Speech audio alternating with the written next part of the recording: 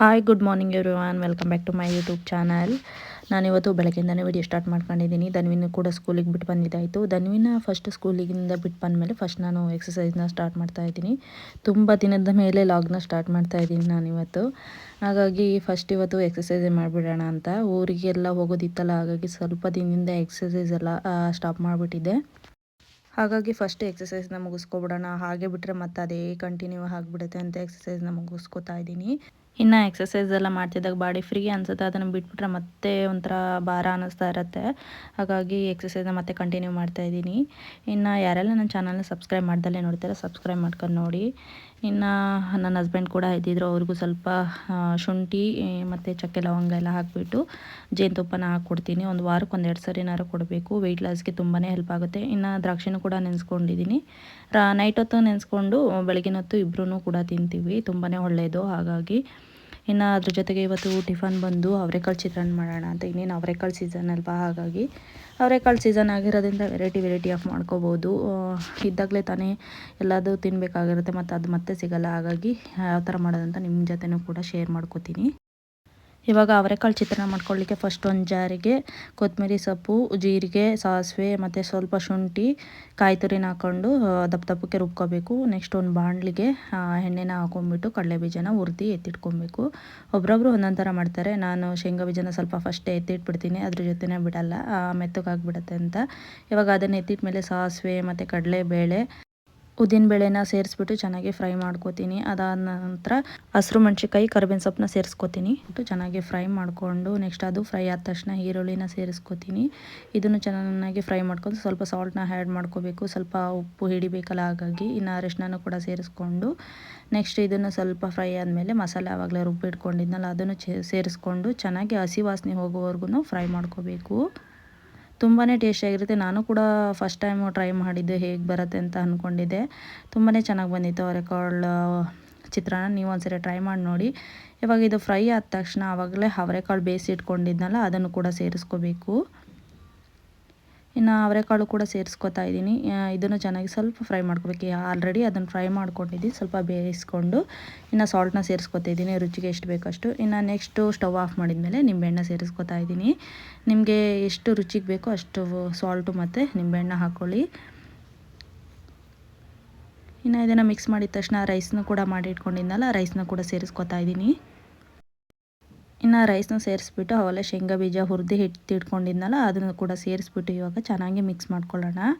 ಅಕಸ್ಮಾತ್ ನಿಮ್ಗೆ ಏನಾದ್ರು ಸಪ್ಪೆ ಅನ್ನಿಸ್ತು ಅಂದರೆ ಸ್ವಲ್ಪ ಸಾಲ್ಟ್ ಇಲ್ಲ ನಿಂಬೆಹಣ್ಣು ಕಡಿಮೆ ಅನ್ನಿಸ್ತು ಅಂದರೆ ಸೇರಿಸ್ಕೊಳ್ಳಿ. ಹೇಳ್ಬೇಕಂದ್ರೆ ಅವರೆಕಾಳು ಚಿತ್ರಾನ್ನ ಸಖತ್ತಾಗಿ ಬಂದಿತ್ತು. ನಾನು ಫಸ್ಟ್ ಟೈಮ್ ಮಾಡ್ತಿರಲ್ಲ, ಹೇಗೆ ಬರುತ್ತೋ ಅಂದ್ಕೊಂಡಿದ್ದೆ. ಅದರಲ್ಲೂ ಕೈಲಿ ಮಿಕ್ಸ್ ಮಾಡಿಕೊಂಡ್ರೆ ನೀಟಾಗಿ ಮಿಕ್ಸ್ ಆಗುತ್ತೆ, ಸೌಟಲ್ಲೆಲ್ಲ ಅಷ್ಟು ನೀಟಾಗಿ ಮಿಕ್ಸ್ ಆಗೋಲ್ಲ. ನೋಡ್ತಿರ್ಬೋದು ಎಷ್ಟು ಕಲರ್ಫುಲ್ಲಾಗಿ ಚೆನ್ನಾಗಿ ಬಂದಿದೆ ಅಂತ. ಚಿತ್ರಾನ್ನ ಟೇಸ್ಟು ಕೂಡ ಅಷ್ಟೇ ಚೆನ್ನಾಗಿ ಬಂದಿತ್ತು. ಇನ್ನು ನನ್ನ ಹಸ್ಬೆಂಡಿಗೆ ಕೂಡ ಚಿತ್ರಾನ್ನ ಹಾಕ್ಕೊಡ್ತಾ ಇದ್ದೀನಿ, ಟಿಫನ್ ಮುಗಿಸ್ಕೊಳ್ಳೋಣ ಅಂತ. ಇನ್ನೇನು ಅವ್ರಿಗೂ ಕೂಡ ಟಿಫನ್ ಹಾಕ್ಕೊಟ್ಬಿಟ್ಟು ಸ್ವಲ್ಪ ಟೀಗೆ ಹಾಲು ಬೇಕಾಗಿತ್ತು, ಅದಕ್ಕೆ ತೊಗೊಂಡೋಗೋಣ ಅಂತ ಬಂದಿದ್ದೀನಿ. ಇನ್ನು ನಾನು ಹೋಗಿ ತಿಂಡಿನೂ ಕೂಡ ಮುಗಿಸ್ಕೋಬೇಕು. ಇನ್ನು ಚಿತ್ರಾನ್ನ ಮಾತ್ರ ಸಖತ್ತಾಗಿ ಬಂದಿದ್ದು, ನೀವು ಒಂದ್ಸರಿ ಟ್ರೈ ಮಾಡಲೇಬೇಕು. ಇನ್ನು ಹಾಲು ಬಂದು ನಾನು ಫ್ಯಾಮಿಲಿದೇ ತೊಗೊಳ್ಳೋದು, ಸ್ವಲ್ಪ ಗಟ್ಟಿಯಾಗಿ ಚೆನ್ನಾಗಿರುತ್ತೆ ಹಾಲು. ಹಾಗಾಗಿ ಇನ್ನೇನು ನಾನು ಕೂಡ ಟಿಫನ್ಗೆ ಹಾಕ್ಕೊಂಡು ಇನ್ನು ಟೀಗೆ ಸ್ವಲ್ಪ ಇಟ್ಬಿಟ್ರೆ ನಾವು ಟಿಫನ್ ಮುಗಿಸ್ಕೊಡೋ ಅಷ್ಟರೊಳಗೆ ಟೀ ಆಗಿಬಿಡುತ್ತೆ ಅಂತ. ಹಾಗಾಗಿ ನಾನು ಫಸ್ಟೇ ಇಟ್ಬಿಡ್ತೀನಿ. ಇನ್ನು ಟೀ ಬಂದು ನಾವು ಟೀ ಪೌಡ್ರನ್ನ ಈ ಸರಿ ಊಟಿಂದ ತರಿಸ್ಕೊಂಡಿದ್ವಿ. ಅಲ್ಲಿದು ಸ್ವಲ್ಪ ಟೀ ಪೌಡ್ರು ಚೆನ್ನಾಗಿರುತ್ತೆ, ಅಲ್ಲಿ ಬೆಳೀತಾರಲ್ಲ ಟೀನ. ಹಾಗಾಗಿ ಟೇಸ್ಟು ಕೂಡ ಅಷ್ಟೇ ಚೆನ್ನಾಗಿತ್ತು. ಒಂದು ಸರಿ ಹೋದಾಗ ನಾವು ತೊಗೊಬಂದಿದ್ವಿ. ಹಾಗಾಗಿ ಇನ್ನೇನು ನಾನು ಕೂಡ ಟಿಫನ್ನ ತಿನ್ಕೋತಾ ಇದ್ದೀನಿ, ಟೇಸ್ಟ್ ಮಾಡ್ತಾಯಿದ್ದೀನಿ. ತುಂಬಾ ಚೆನ್ನಾಗಿ ಅನ್ನಿಸ್ತು, ಆದರೆ ಸ್ವಲ್ಪ ಶೇಂಗಾ ಬೀಜ ಜಾಸ್ತಿ ಹಾಕಿದ್ದೀನಿ ಅನ್ನಿಸ್ತು. ಏನಕ್ಕೆ ಅಂದರೆ ಅವರೆಕಾಳು ಹಾಕಿರ್ತೀವಲ್ಲ, ಸ್ವಲ್ಪ ಶೇಂಗಾ ಬೀಜನ ಕಡಿಮೆ ಮಾಡ್ಕೋಬೇಕು. ಇನ್ನು ತಿಂಡಿನೆಲ್ಲ ಮುಗಿಸ್ಕೊಂಡು ನಾನು ಕೂಡ ಇನ್ನು ಊರಿಂದ ಸಪೋಟ ಎಲ್ಲ ತಂದಿದ್ವಾ, ನಮ್ಮ ಅತ್ತೆನ ತೊಗೊಂಡಿದ್ರು, ನಮ್ಮ ಮಾವನ ತೊಗೊಂಡಿದ್ರು. ಹಾಗಾಗಿ ಜಾಸ್ತಿ ಇತ್ತು, ನಾವು ಕೂಡ ತೊಗೊಬಂದಿದ್ವಿ. ಇನ್ನು ಟಿಫನ್ ಎಲ್ಲ ಮುಗಿಸ್ಕೊಂಡು ಸ್ವಲ್ಪ ಕಿಚನ್ ಎಲ್ಲ ಕ್ಲೀನ್ ಮಾಡಿಕೊಂಡೆ. ಟಿಫನ್ ಎಲ್ಲ ಮುಗಿಸಿ ಕಿಚನ್ ಎಲ್ಲ ಕ್ಲೀನ್ ಮಾಡ್ಕೊಂಡ್ರೆ ಒಂಥರ ನೋಡ್ಲಿಕ್ಕೆ ಒಂಥರ ಚೆನ್ನಾಗಿ ಕಾಣಿಸ್ತಾ ಇರುತ್ತೆ. ಮತ್ತು ಅಡುಗೆ ಮಾಡಿದ್ರೆ ಅದೇ ಗಲೀಜು ಆಗುತ್ತೆ, ಆಗಲ್ಲ ಅಂತ ಏನಿಲ್ಲ. ಇನ್ನು ನಾನು ಟಿಫನ್ ಎಲ್ಲ ಮುಗಿಸಿದ ತಕ್ಷಣ ಸ್ವಲ್ಪ ನಾನು ಬಿಸಿನೀರನ್ನ ಕಾಯಿಸ್ಕೊಂಡು ಕುಡಿತೀನಿ. ಟೀ ತನ್ವಿಗೆ ಬ್ಯಾಡ್ದಿದ್ದು ತಿಂಡಿ ಮಾಡಿಬಿಟ್ರೆ ಅವಳಿಗೆ ಆಗೋದಿಲ್ಲ. ಇವತ್ತು ದೋಸೆಗೆ ನೆನೆಸಿರಲಿಲ್ಲ ಮಿಸ್ಸಾಗಿ, ಹಾಗಾಗಿ ರವೆ ದೋಸೆ ಮಾಡೋಣ ಅಂತ ಮಾಡಿದೆ. ಅದು ನೋಡಿದ್ರೆ ಸ್ವಲ್ಪ ಸಾಫ್ಟಾಗಿ ಬರುತ್ತಲ್ಲ, ಹಾಗಾಗಿ ಅವಳಿಗೆ ಇಷ್ಟ ಆಗಲಿಲ್ಲ. ಅದಕ್ಕೆ ಸ್ವಲ್ಪ ಬೆಳಗ್ಗೆ ಹಠ ಮಾಡ್ತಿದ್ಲು, ಒಂದು ಸ್ವಲ್ಪ ಇರಿಟೇಷನ್ ಅನಿಸಿತ್ತು ನನಗೆ. ಏನಾದ್ರು ಅವಳಿಗೆ ಇಷ್ಟ ಇಲ್ದಿದ್ದು ತಿಂಡಿ ಮಾಡಿಬಿಟ್ರೆ ಹೆಂಗೆ ಅಂದರೆ ಸ್ವಲ್ಪ ಇಬ್ರಿಗೂ ಜಗಳನೇ ಆಗುತ್ತೆ. ಸ್ವಲ್ಪ ಅವಳು ಏನಾರು ಹೇಳ್ಬಿಟ್ರೆ ನನಗೆ ಸ್ವಲ್ಪ ಸಿಟ್ಟು ಜಾಸ್ತಿ ಬೇಗ ಬರೋದು. ಹಾಗಾಗಿ ಇನ್ನು ಹೋಗಿ ನಾನು ಕೂಡ ಫ್ರೆಶ್ ಅಪ್ ಆಗಿ ಬರ್ತೀನಿ. ಇನ್ನೇನು ನಾನು ಕೂಡ ಫ್ರೆಶ್ ಅಪ್ ಆಗಿ ಬಂದು ಇನ್ನು ದೇವ್ರ ಪೂಜೆಗೆ ಮಾಡೋಣ ಅಂತ ಹೂವನ್ನೆಲ್ಲ ಮುಡಿಸ್ಬಿಟ್ಟು ಪೂಜೆನ ಮಾಡ್ತಾಯಿದ್ದೀನಿ. ಹೂವು ನೋಡ್ತಿರ್ಬೋದು ಎಷ್ಟು ದೊಡ್ಡದಾಗಿ ಚೆನ್ನಾಗಿದೆ ಅಂತ. ಒಂದೊಂದ್ಸರಿ ಚೆನ್ನಾಗಿರ್ತದೆ ಹೂವು, ಒಂದೊಂದ್ಸರಿ ಚೆನ್ನಾಗಿರಲ್ಲ. ಅದರಲ್ಲೂ ಬಟನ್ಸ್ ಟೈಪ್ ಬರುತ್ತಲ್ಲ ಅದು ತುಂಬಾ ಚೆನ್ನಾಗಿರುತ್ತೆ ಹೂವು. ಆ ಹೂವು ಮಡಿಸಿದ್ರೆ ಒಂದು 4-5 ದಿನ ಆದ್ರೂ ಏನು ಹಾಳಾಗಲ್ಲ, ಅಷ್ಟು ಚೆನ್ನಾಗಿರುತ್ತೆ. ಆದರೆ ಈ ಟೈಮಲ್ಲಿ ಸ್ವಲ್ಪ ಆ ಹೂವು ಸಿಗೋದು ಸ್ವಲ್ಪ ಕಷ್ಟನೇ. ಇನ್ನು ಸ್ವಲ್ಪ ಈ ಥಂಡಿ ಟೈಮಲ್ಲಿ ಸ್ವಲ್ಪ ಹೂಗಳು ಇರುತ್ತೆ, ಅಂದರೆ ಅಷ್ಟು ಬಾಡಲ್ಲ. ಬೇಸಿಗೆ ಟೈಮಲ್ಲಿ ಹೂವು ಬೇಗ ಒಂದೇ ದಿನಕ್ಕೊಂಥರ ಬಾಡ್ದಂಗೆ ಆಗಿರುತ್ತೆ. ಡೈಲಿ ಹೂವನ್ನ ಚೇಂಜ್ ಮಾಡ್ತಾ ಇರಬೇಕಾಗುತ್ತೆ. ಇನ್ನು ನಾನು ಕೂಡ ಪೂಜೆನ ಮಾಡ್ತಾಯಿದ್ದೀನಿ. ಇನ್ನು 1/4 kg ಹೂವು ಬಂದು 60 ರೂಪಾಯಿನ ಇದೆ. ಅಂದರೆ ಅಷ್ಟೊಂದು ಹೂವು ಚೆನ್ನಾಗಿರಲ್ಲ. ಇವಾಗ ಬಟನ್ಸ್ ಬಂದರೆ ತುಂಬಾ ಚೆನ್ನಾಗಿರುತ್ತೆ. ಇನ್ನು ಇವಾಗಷ್ಟೇ ಕೂಡ ಪೂಜೆನ ಮುಗಿಸ್ಕೊಂಡೆ. ಇನ್ನು ಸ್ವಲ್ಪ ಶುಂಠಿ ಬೆಳ್ಳುಳ್ಳಿ ಪೇಸ್ಟು ಖಾಲಿ ಆಗಿದೆ, ಹಾಗಾಗಿ ಅದನ್ನು ಸ್ವಲ್ಪ ಮಾಡಿಟ್ಕೊಬಿಡೋಣ ಅಂತ. ಇನ್ನು ಊರಿಂದ ನಾಟಿ ಬೆಳ್ಳುಳ್ಳಿ ಎಲ್ಲ ತಂದಿದ್ದೆ. ಅದೇನು ಟೈಮ್ ತೊಗೊಳ್ಳಲ್ಲ, ಬೇಗ ಉಜ್ಜಿಬಿಟ್ಟು ಹಂಗೆ ಹಾಕೋದು. ಆದರೆ ದಪ್ಪು ಬೆಳ್ಳುಳ್ಳಿ ಬರುತ್ತಲ್ಲ, ಅದು ಸಿಪ್ಪೆ ಸುಲಿದಲ್ಲೇ ಮಾಡಿದ್ರೆ ಚೆನ್ನಾಗಿ ಬರೋಲ್ಲ, ಒಂಥರ ದಪ್ಪ ಸಿಪ್ಪೆ ಸಿಗುತ್ತೆ. ಹಾಗಾಗಿ ಇವಾಗ ಶುಂಠಿ ಬೆಳ್ಳುಳ್ಳಿ ಪೇಸ್ಟ್ನ ಮಾಡಿಟ್ಕೊಬಿಡೋಣ ಅಂತ ಬನ್ನಿ. ನಾನು ಯಾವ ಥರ ಶುಂಠಿ ಬೆಳ್ಳುಳ್ಳಿ ಪೇಸ್ಟ್ನ ಮಾಡ್ತೀನಿ ಅಂತ ನಿಮ್ಮ ಜೊತೆನೂ ಕೂಡ ಶೇರ್ ಮಾಡ್ತೀನಿ. ಇನ್ನು ಶುಂಠಿ ಬೆಳ್ಳುಳ್ಳಿ ಪೇಸ್ಟಿಗೆ ಏನೇನು ಬೇಕು, ಶುಂಠಿ ಮತ್ತು ಬೆಳ್ಳುಳ್ಳಿನ ಎಲ್ಲ ರೆಡಿ ಮಾಡಿ ಇಟ್ಕೊತಾ ಇದ್ದೀನಿ. ಇನ್ನು ಮನೆಯಲ್ಲೇ ಮಾಡ್ಕೊಡೋದ್ರಿಂದ ಶುಂಠಿ ಬೆಳ್ಳುಳ್ಳಿ ತುಂಬಾ ಒಳ್ಳೆಯದು, ಮತ್ತು ಟೇಸ್ಟು ಕೂಡ ತುಂಬಾ ಚೆನ್ನಾಗಿ ಬರುತ್ತೆ. ಇನ್ನು ಅಂಗಡಿಗಳಲ್ಲಿ ತಂದು ಮಾಡಿದ್ರೆ ಅಲ್ಲಿ ಎಷ್ಟು ದಿನದ್ದು ಹೆಂಗೆ ಮಾಡಿರ್ತಾರೆ ಏನೋ ಗೊತ್ತಿರಲ್ಲ. ಹಾಗಾಗಿ ಇನ್ನು ಊರಿಂದ ನಾಟಿ ಬೆಳ್ಳುಳ್ಳಿ ತಂದಿದ್ನಲ್ಲ ಅದನ್ನೇ ಹಾಕ್ತಾಯಿದ್ದೀನಿ. ಅದರಲ್ಲಿ ಇನ್ನೂ ತುಂಬಾ ಚೆನ್ನಾಗಿ ಬರುತ್ತೆ ಅಡುಗೆನೂ ಕೂಡ. ಹಾಗಾಗಿ 1 ತಿಂಗಳು ಗಂಟ ಸ್ಟೋರ್ ಮಾಡಿ ನಾವು ಇಡ್ಬೋದು ಒಂದು ಬಾಕ್ಸಲ್ಲಿ. ಹಾಗಾಗಿ ಮಾಡ್ಕೊತಾ ಇದ್ದೀನಿ. ಫಸ್ಟ್ ಇವಾಗೆಲ್ಲ ರೆಡಿ ಮಾಡ್ಕೊತೀನಿ. ಬೆಳ್ಳುಳ್ಳಿ ಜಾಸ್ತಿ ಇರಬೇಕು, ಸ್ವಲ್ಪ ಶುಂಠಿನೂ ಕೂಡ ಕಡಿಮೆ ಇರಬೇಕು. ಪೇಸ್ಟ್ ಒಂದೇ ಕ್ವಾಂಟಿಟಿಲಿ ಇರಬಾರ್ದು, ಬೆಳ್ಳುಳ್ಳಿ ಜಾಸ್ತಿ ಮತ್ತು ಶುಂಠಿ ಕಡಿಮೆ ಇರಬೇಕು ಸ್ವಲ್ಪ ಅದಕ್ಕಿಂತ.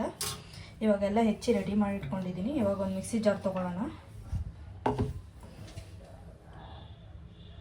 ಇವಾಗ ನಾನು ಸಣ್ಣದೊಂದು ಮಿಕ್ಸಿ ಜಾರ್ ತೊಗೊಂಡಿನಿ. ಅದಕ್ಕೆ 1/3 ಕಪ್ ಆಗೋಷ್ಟು ಬೆಳ್ಳುಳ್ಳಿನ ತೊಗೊಂಡಿದ್ದೀನಿ, ನಾಟಿ ಬೆಳ್ಳುಳ್ಳಿ.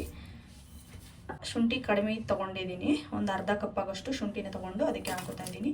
ಸ್ವಲ್ಪ ನೀರನ್ನ ಸೇರಿಸ್ಬೇಕು, ಜಾಸ್ತಿ ನೀರನ್ನ ಸೇರಿಸ್ಬಾರ್ದು. ಸ್ವಲ್ಪ ನೀರನ್ನ ಸೇರಿಸ್ಕೊತಾ ಇದ್ದೀನಿ. ಇದನ್ನು ಫಸ್ಟ್ ಒಂದ್ಸಲ ಗ್ರೈಂಡ್ ಮಾಡ್ಕೊಳ್ಳೋಣ, ನೆಕ್ಸ್ಟ್ ಏನು ಮಾಡಬೇಕು ಅಂತ ಹೇಳ್ತೀನಿ.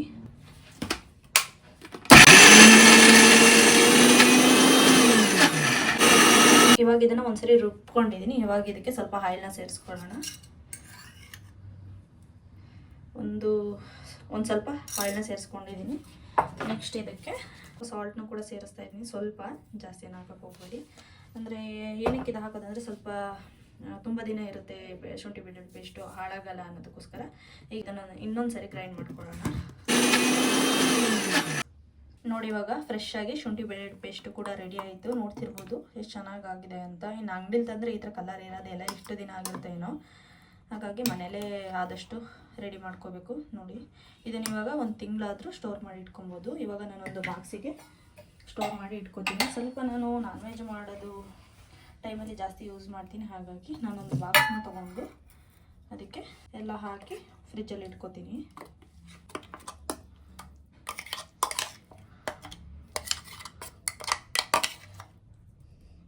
ಇವಾಗ ಶುಂಠಿ ಬೆಳ್ಳುಳ್ಳಿ ಪೇಸ್ಟ್ ಕೂಡ ತುಂಬಾ ಚೆನ್ನಾಗಿ ರೆಡಿ ಆಯಿತು. ಇವಾಗ ಇದನ್ನು ನಾನು ಕ್ಲೋಸ್ ಮಾಡಿ ಫ್ರಿಜ್ಜಲ್ಲಿ ಸ್ಟೋರ್ ಮಾಡಿ ಇಟ್ಕೊತೀನಿ.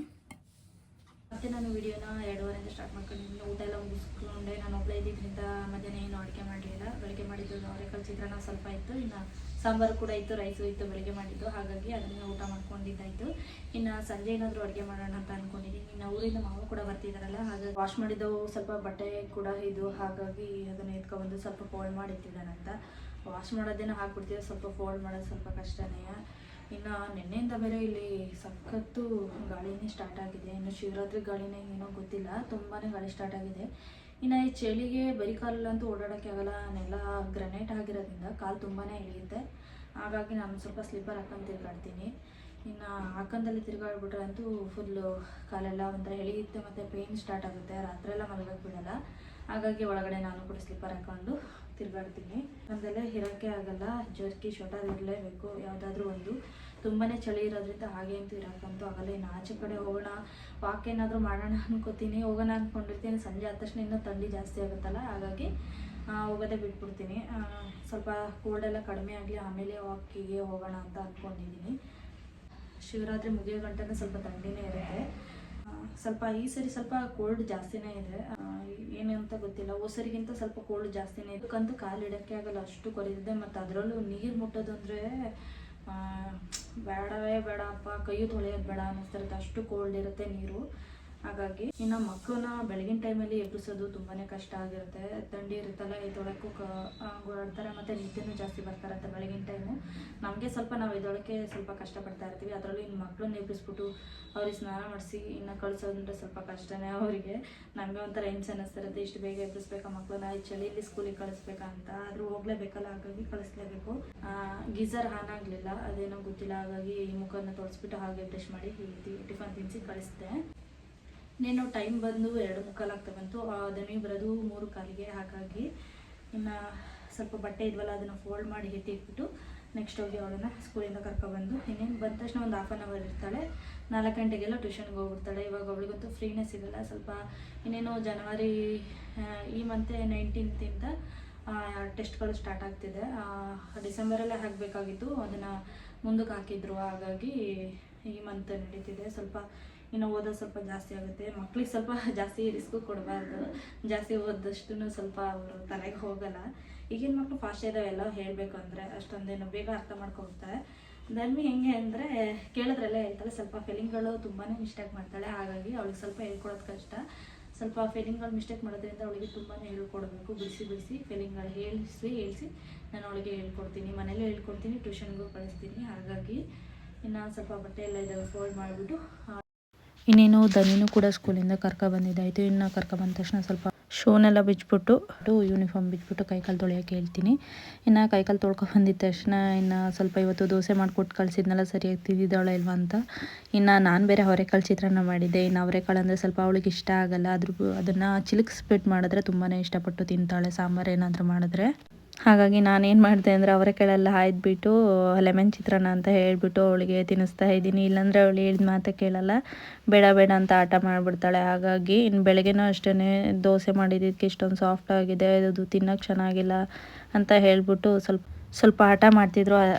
ಅದಕ್ಕೋಸ್ಕರನೇ ಅವಳು ಬರೋದು ಮುಂಚೆನೇ ಎಲ್ಲ ತೆಗೆದಿಟ್ಬಿಟ್ಟು ಎತ್ತಿಟ್ಟಿದ್ದೆ. ಇನ್ನು ಲೆಮನ್ ಚಿತ್ರಾನ್ನ ಅಂದರೆ ತುಂಬಾ ಇಷ್ಟಪಡ್ತಾಳೆ. ಹಾಗಾಗಿ ಲೆಮನ್ ಚಿತ್ರಾನ್ನ ಅಂತ ಹೇಳ್ಬಿಟ್ಟು ನಾನೇ ತಿನ್ನಿಸ್ತಾ ಇದ್ದೀನಿ. ಈ ಮಕ್ಕಳಿಗೆ ಎಷ್ಟು ನಾವು ಸರ್ಕಸ್ ಮಾಡಬೇಕಂದ್ರೆ ತಿನ್ನಿಸ್ಲಿಕ್ಕೆ ತುಂಬಾ ಕಷ್ಟಪಡಬೇಕು. ಇನ್ನು ಈ ಮಕ್ಕಳು ಬ್ಯಾಗ್ ನೋಡಿಬಿಟ್ರೆ ನಮಗೆ 10th ಕೂಡ ಈ ಥರ ಇಷ್ಟು ವೆಯ್ಟ್ ಇರಲಿಲ್ಲ ಅನಿಸುತ್ತೆ, ಅಷ್ಟು ತೂಕ ಇರುತ್ತೆ ಬ್ಯಾಗು. ಈಗ 2nd ಸ್ಟ್ಯಾಂಡರ್ಡ್ 1st ಸ್ಟ್ಯಾಂಡರ್ಡಿಗೆಲ್ಲ. ಹಾಗಾಗಿ ನಾನೇ ತೊಗೊಂಡೋಗಿ ಕೊಟ್ಬಿಟ್ಟು ಇನ್ನೇನು ಟ್ಯೂಷನ್ಗೆ ಬಿಟ್ಟು ಬರೋಕ್ಕೆ ಹೋಗ್ತಾ ಇದ್ದೀನಿ. ಇನ್ನು ಈ ವಿಡಿಯೋನ ಇಲ್ಲಿಗೆ ಎಂಡ್ ಮಾಡ್ತಾಯಿದ್ದೀನಿ. ಈ ವಿಡಿಯೋ ನಿಮ್ಗೆ ಏನಾದರೂ ಇಷ್ಟ ಆಗಿದ್ರೆ ಒಂದು ಲೈಕ್ ಮಾಡಿ, ಶೇರ್ ಮಾಡಿ, ಸಬ್ಸ್ಕ್ರೈಬ್ ಮಾಡ್ಕೊಳ್ಳಿ. ಯಾರೆಲ್ಲ ನನ್ನ ಚಾನಲ್ನ ಸಬ್ಸ್ಕ್ರೈಬ್ ಮಾಡ್ದಲ್ಲೇ ನೋಡ್ತಿದ್ರೆ ಸಬ್ಸ್ಕ್ರೈಬ್ ಮಾಡ್ಕೊಂಡು ನೋಡಿ, ಬೆಲ್ಲೈಕನ್ನ ಕ್ಲಿಕ್ ಮಾಡಿ, ಫಸ್ಟ್ ನೋಟಿಫಿಕೇಷನ್ ನಿಮಗೆ ಬರುತ್ತೆ. Thank you for watching.